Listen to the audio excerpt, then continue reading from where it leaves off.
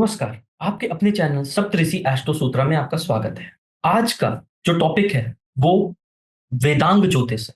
जी हाँ, अक्सर हमने सुना होगा बीपीएचएस, बृहद जातका, जातक परिजाता।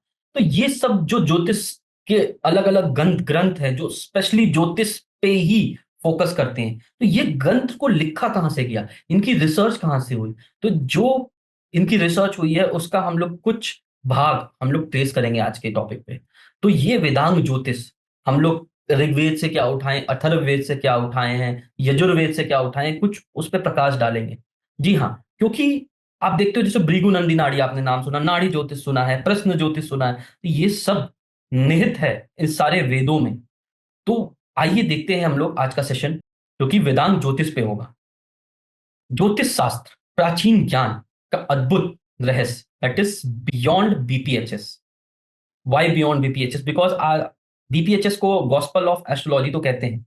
इसे पढ़ना अति महत्वपूर्ण है, मगर अगर आप इसके बियॉन्ड जाके कुछ जानना चाहते हैं, तो आपको नारद पुराण, नारद संहिता, साथ ही साथ और अलग ऋग्वेद, यजुर्वेद और अलग-अलग पुराण हैं। गरुड़ पुराण, जेमस्टोन्स की जानकारी तो गरुड़ पुराण में चाहिए, रिचुअल्स की जानकारी गरुड़ पुराण में है। वैसे ही अलग-अलग शिव पुराण। तो ये पुराणों का अध्ययन किए बिना और वेदा का अध्ययन किए बिना हम लोग ज्योतिष शास्त्र अधूरा है।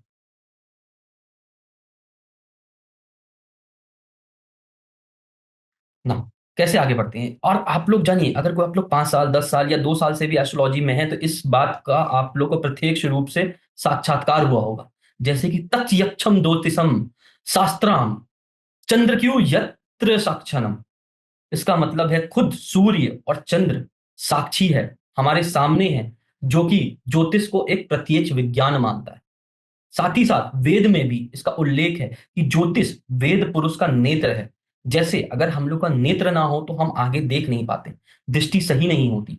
उसी प्रकार से ज्योतिष के बिना आगे क्या घटित होगी, उसका सही ज्ञान हम लोग प्राप्त नहीं कर पाते। इसके लिए अलग-अलग नक्षत्र और ये सब मिला के ग्रहों का गोचर, गणित सब मिला के ज्योतिष बनता है। साथ ही साथ आप जब देखोगे कि अथर्ववेद संहिता में नक्षत्रों का विस्तार रूप से वर्णन है। साथ ही यजुर्वेद संहिता में ये भी कहा गया है कि पृथ्वी गोल है।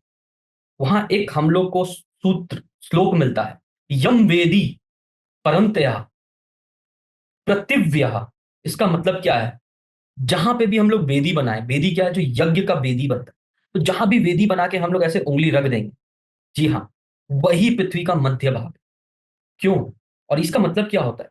आप जहाँ बैठे हो वहाँ बना के उँगली रख दो, वो मध्य भाग कैसे हो गया? वो तभी हो सकता है जब पृथ्वी गोल हो या स्फेरिकल हो। तो पृथ्वी सीधा सपाट नहीं है, ये हमारे यजुर्वेद संहिता में लिखा हुआ है। साथ ही साथ खगोल गणित और दशमलव पद्धति दैट इज़ डेसिमल्स जो आया, जिससे हम लोग इर्रेगुलर नंबर, रिकरिंग डेसिमल्स ये सब निकालते हैं। ये सब भी और साथ ही साथ शून्य हमारे शास्त्रों में पहले से मेंशन है। क्योंकि गणित के बिना एस्ट्रोलॉजी होना नामुमकिन है। आज के डेट में हम लोग के पास सॉफ्टवेयर है, तो हम लोग को उतना दिक्कत होती नहीं। बट जब तक आपको सही गणित नहीं आता, पंचांग नहीं आता, मुहूर्त नहीं आता, स्वर विज्ञान नहीं आता, आप अधूरे हो। सिर्फ एक कोई आप केपी या एक करके आप लोग सोचते हो कि ज्योतिष हो, तो नहीं। जब तक आप अध्ययन सही से नहीं करोगे, तब तक ज्योतिष बनना, और ज्योतिष बनना कोई एक जन्म का खेल नहीं है। हम और आप एक जन्म में ज्योतिष नहीं बनते। जो भी इस फील्ड में है, वो पिछले जन्म से ही है।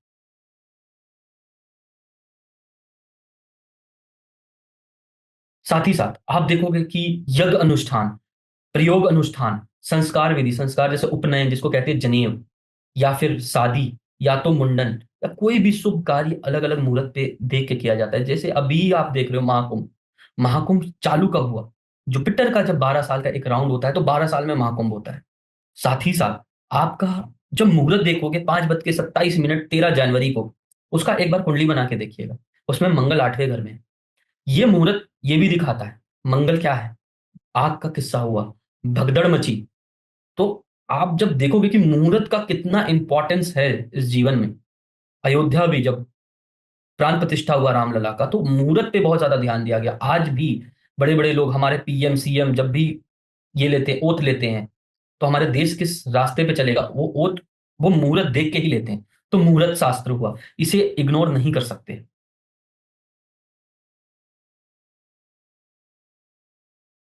ज्योतिष, वेदी, यज्ञ आप यज्ञ भी करते, अक्सर आपने सुना होगा, ये मैंने स्पेशली इसलिए डाला है क्योंकि आपने सुना होगा मैं रेमेडी करता हूं, मैं ये रेमेडी किया, मैं उसके पास गया। यूट्यूब शॉर्ट से आजकल देख के रेमेडी हो रहा है। जी हाँ। तो वो रेमेडी काम क्यों नहीं करता और मैक्सिमम टाइम रेमेडी बैकफायर क्यों कर जाता है? उसका रीजन है मुहूर्त। जब तक आप सही मुहूर्त पे कोई कार्य नहीं करेंगे, आप वृक्षारोपण कर रहे हैं बट वो मुहूर्त गलत है, तो क्या वो वृक्षारोपण, क्या वो वृक्ष बचेगा? बुध में केतु की युति बनी है और आप जाके वृक्ष लगाए, वृक्ष मर जाएगा। आप देखिएगा अपनी कुंडली में, किसी के भी कुंडली में, बुध के बाद केतु, युति कंजक्शन में, बट बुध के बाद होना चाहिए, बुध से पहले केतु नहीं होना चाहिए। तो जब भी ये युति में है, जुपिटर नहीं होना चाहिए। जुपिटर अगर ट्राइन से एक्सपेक्ट कर रहा है या जुपिटर एक्सपेक्ट कर रहा है तो उसका खराब फल जुपिटर रोक देता है। मगर अगर डायरेक्ट देखेंगे बुध और केतु का युति, तो वो बंदा जब भी लगाएगा प्लांट, या हरा भरा प्लांट को हाथ भी लगा दे तो वो गांच मर जाएगा। तो हम लोग को मुहूर्त और ग्रह दशा, गोचर, ट्रांजिट सब देखने के बाद ही किसी को कोई उपाय देना चाहिए और उसके बाद ही कोई उपाय करना चाहिए। साथ ही साथ ज्योतिष नाम, आजकल हम लोग एस्ट्रोलॉजी यूज कर रहे हैं, बट ज्योतिष हम लोग भूल गए। ज्योतिष क्या होता है? वो चीज जो किसी के जीवन में प्रकाश लाए, ज्योतिष। और इसीलिए इसे वेद पुरुष का नेत्र भी कहते हैं, क्योंकि ज्योति से नेत्र आता है। नेत्र में ज्योति नहीं होगा तो आपको दिखेगा नहीं। साथ ही साथ ये दो भाग्य में एक भाग्य को गणित, जिसको वेदांग ज्योतिष भी कहते हैं। तो आप जब देख रहे हो कि हम लोग फिलहाल सिर्फ और सिर्फ फलित ज्योतिष में देखते हैं, प्रेडिक्शन देना इस ज्योतिष, no, way of living your life, कैसे हम लोग अपने जीवन को जिए, कैसे हम लोग अलग अलग ग्रह दशा, महादशा, अंतरदशा में अपने जीवन को परिवर्तन करें, वही ज्योतिष है। और साथ ही साथ जो नक्षत्र फल जो भी आप देखते हैं, शनि की साढ़े साती, या फिर मकर संक्रांति हो गए, फिर नवरात्र हो गए, यही सब गणित ज्योतिष में आता है और साथ ही साथ पंचांग में आता है। तो एक हम लोग फलित ज्योतिष पे तो ध्यान देते हैं, बट हम लोग आके वेदांग ज्योतिष को छोड़ देते हैं। इस कारण से प्रेडिक्शन भी पूरी तरह से सही नहीं होते। अब यहां एक नाम लिखा गया है, आचार्य महर्षि लगत। ये कौन है? कहा जाता है कि यही ज्योतिष को बाहर लाने, वेदों में से निकाल के ज्योतिष को प्रकाश में लाने वाले यही।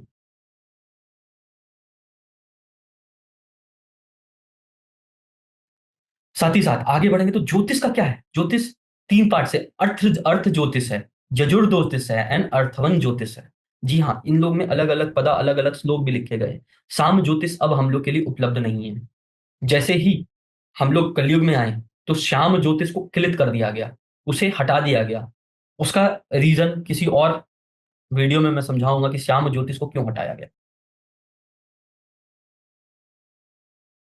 साथ ही साथ आज के समय में जब भी आप देखोगे कि इन्हीं सबसे मिलके वेद से, ब्रह्म ग्रंथ, ब्राह्मण के ग्रंथों से लेकर, ज्योतिष ग्रंथों से लेकर ज्ञान विस्तृत रूप में उपलब्ध है। तो जब भी आप, जब ज्ञान इतना बड़ा लेवल पे उपलब्ध है तो उसको आप जब तक अध्ययन करके आप यूज नहीं करोगे प्रैक्टिकली, तब तक आपको समझ नहीं आएगा। क्योंकि अक्सर हमने बोलते सुने कि ये सूत्र काम नहीं करता, वो सूत्र काम नहीं करता। अरे सूत्र काम करेगा, आप पूरी तरीके से पहले अध्ययन तो करिए, क्योंकि हर सूत्र का कुछ ना कुछ एक्सेप्शन होता है। कोई सूत्र लिख दिया, बट ये तो बेसिक ज्ञान होता है ना, जुपिटर बैठ गया, जुपिटर एक्सपेक्ट कर दिया तो उसका मेलेफिक को रिड्यूस कर देगा, या फिर गुरु और चंद्र का युति गज केसरी राजयोग बना दी। बट क्या है कि अगर गुरु राहु के साथ बैठ गया या चंद्र राहु के साथ बैठ गया या दृष्टि, तो जब तक हम लोग पूर्ण रूप से ज्योतिष को जानते नहीं, तब तक हम लोग ये कह नहीं सकते कि ये सूत्र काम नहीं करता। क्योंकि ऋषियों ने जब लिखा है तो कुछ ना कुछ अध्ययन करके सोच के लिखा होगा। और आगे चल के इस वीडियो का हम लोग सीरीज बनाएंगे जिसमें बीपीएचएस पूरा बकायदे अच्छे से फुल बीपीएचएस समझाया जाएगा, सिर्फ रीड नहीं, पूरा का पूरा बीपीएचएस समझाया जाएगा, लघु पराशरी समझाया जाएगा, और भी कुछ प्राचीन ग्रंथों को लेके हम लोग, जातक परिजात, बृहद प्रासरा होरासात से लेके कुछ और भी ग्रंथों को, जातक परिजात, ये सब तरीके के ग्रंथों को हम लोग आके यूट्यूब चैनल में फ्री समझाएंगे, ताकि shortcut and fast food astrology को खत्म किया जाए। धन्यवाद। हमें सब्सक्राइब करिए और साथ दीजिए।